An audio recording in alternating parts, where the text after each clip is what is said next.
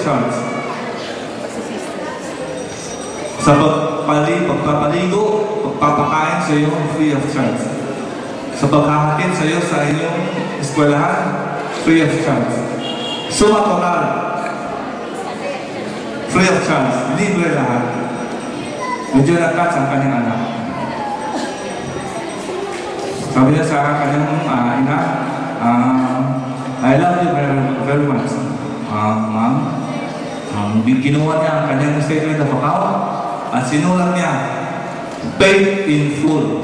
Bayad ko lahat. Ang pangalawang kwento ko ay tungkol sa isang guro. Meron ko isang bata rin. Matalino rin siya. Top 1, 2, 3 sa kanyang paaralan. Ngayon namayapa po ang kanyang ina. So, nag-alaga sa kanya ay ang kanyang lola. Bumaba po ang grades niya dahil dinamdam niya masyado ang pagpanaw ng kanyang ina. Napansin ang kanyang gulo at sinikap ng kanyang gulo na akayin na i-tutor ang itong bata na ito. Sa paglipas ng panahon, nakagraduate itong bata na may honor. Sa birthday ng kanyang guro, lahat po ng estudyante, bongga ang binigay. Puro magagarang, mga regalo ang inabot sa kanilang mga guro. Kanyang guro. Ito naman bata nito, porque hindi po kagandahan ang kanilang buhay. Inabot niya sa kanyang guro ang lumang perfume ng kanyang ina at ang lumang bracelet ng kanyang ina. Sabi niya sa guro, I want you to have my mother's perfume and my mother's bracelet. Pagtapos na ako, nakagraduate siya, pumasok naman siya sa secondary school, nakagraduate ulit, gumawa niya siya ng sulat, inabot siya kanyang guro. Kasulat niya, simple lang, you're my best teacher. Nagsipagtapos din siya ng college. Sumulat uli ng isang letter sa kanyang guro. You are my best teacher. Ngayon, paglaon ng panahon, nakapag-asawa itong bata na ito.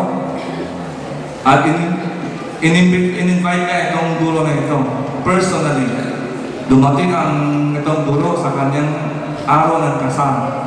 Sinusuot niya ang perfume na binigay ng bata at ang bracelet.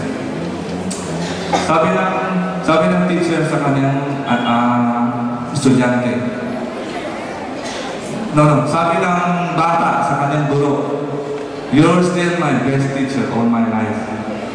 Sabi naman ng guro, no, you got me wrong, son. You're the one who taught me how I should teach with my heart.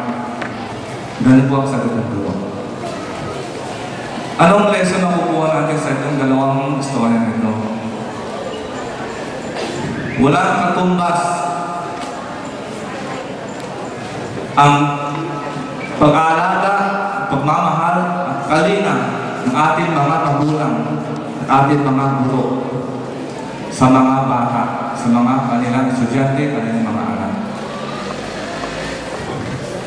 Tayo mga magulang, alagaan po natin, akayin po natin ating mga anak upang sila ay lumaking tapat. May magandang asal at higit sa lahat, may takot sa Diyos. Muli po, ang pinapahatid po ang ating mahal na congressman, Maggie Bunibundo, at inyong lingkod, Architect Janita, ang taus-puso namin, congratulations sa inyong pagtatapos sa Elementarya Karuatan West Elementary School. Maraming salamat po. Magandang umaga sa inyo lahat.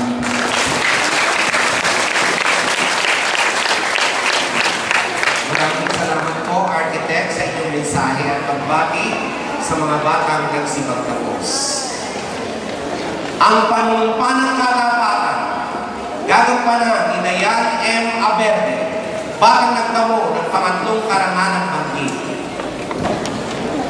Nangangako kami na magiging matapat sa aming mga magulang at sa aming paaralan, na magpapatuloy ng aming pag-aaral upang matupad ang inaasahan naming magagawa sa daigdig, na magiging matapat sa magagandang kaugalian at mga mithiin ng ating mga bayani.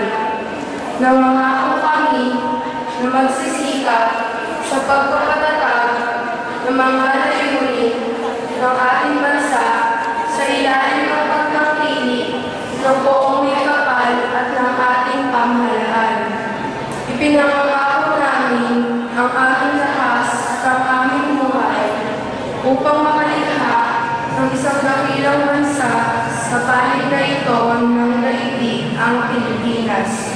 Tulungan po kami, buong may kapal.